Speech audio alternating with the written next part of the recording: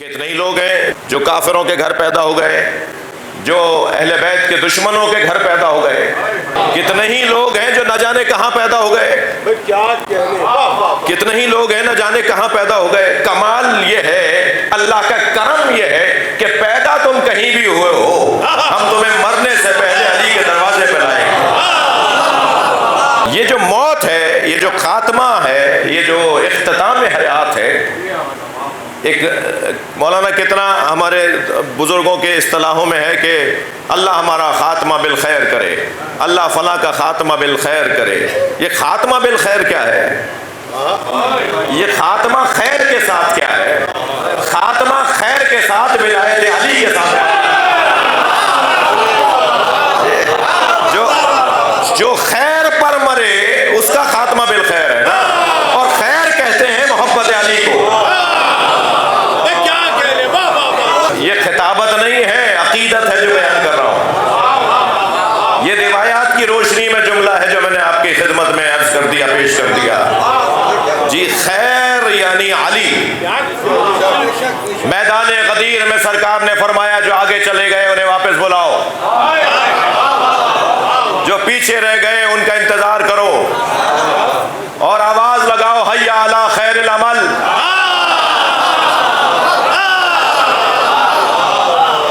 جو آگے چلے گئے انہیں واپس بلاؤ۔ مجھے تو سمجھ میں نہیں آتا جو نبی سے آگے چلے گئے وہ مسلمان کیسے ہیں؟ ابھی قافلہ سرکار کا جا رہا ہے، کچھ لوگ آگے چلے گئے۔ صلوات پڑھ لیں محمد و آل محمد۔